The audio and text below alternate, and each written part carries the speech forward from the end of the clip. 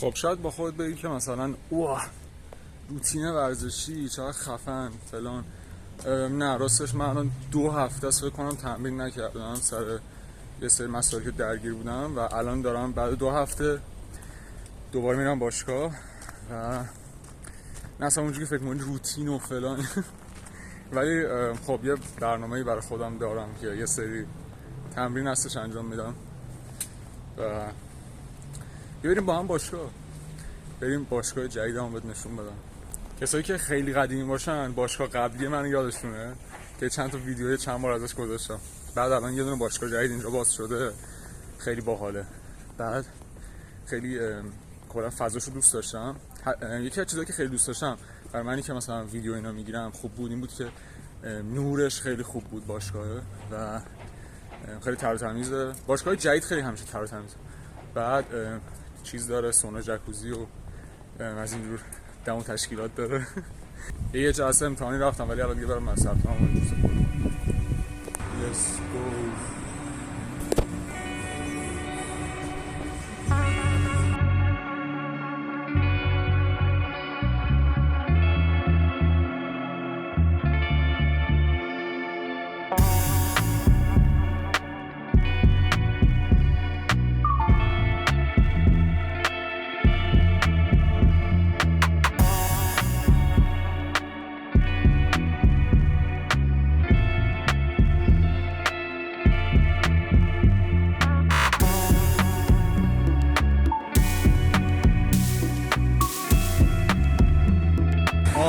تموم شد.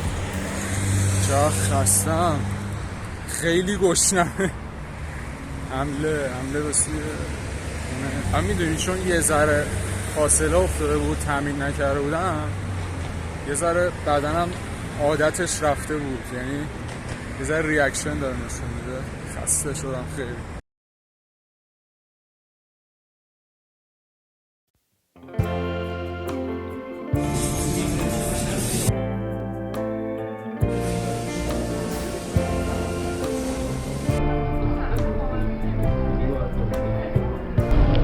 بگیرم ازت؟ کار نگیرم.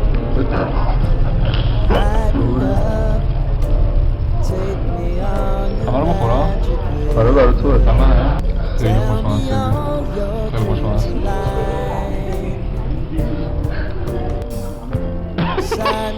چه با بزرگه دیگه خیلی خفنه. دیگه خوش دست بکنی رومه کردم.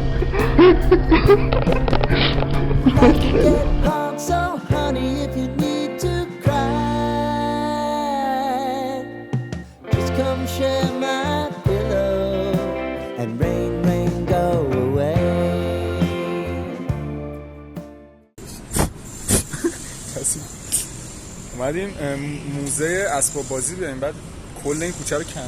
اون زده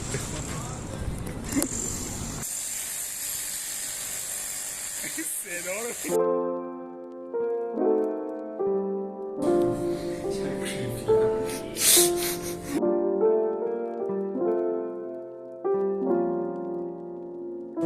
اینم یه شبیه ساز رانندگیه که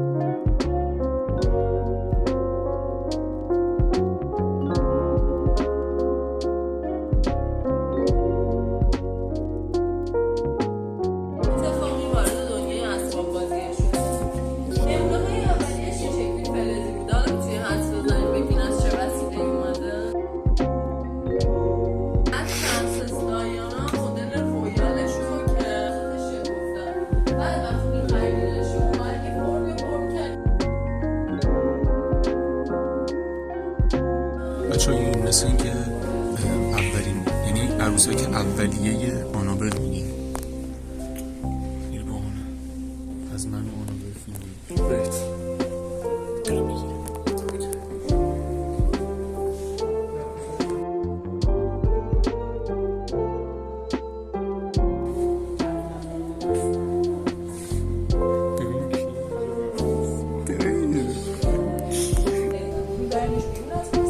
ولی اون یکی مهره‌ای که دستتونه میره توی زمین حریفتون.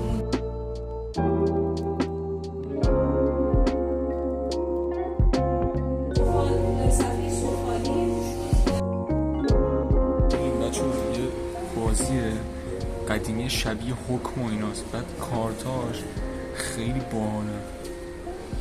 اصلا طرح رو کارتاش رو ببینید چه خفنه.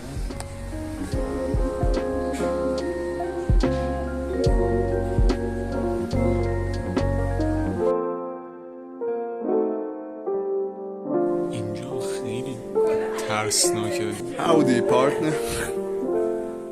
Howdy partner.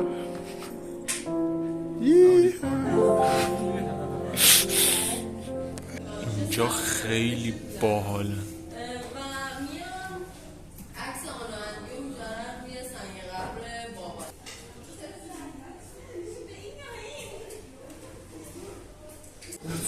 اومدیم بیرون. احساس میکنم خیلی کودک آره جوون شد. 10 سال جوون شد. کودک درونم مثلا فعال شد. حالا جای باحالی. فقط ورودیش داره و گرون بود نسبت به چیزی که فکر می‌کرد. اینجا رو نگاه. الان وقت یه چیزی خوردنه. خیلی ساس بود دیگه.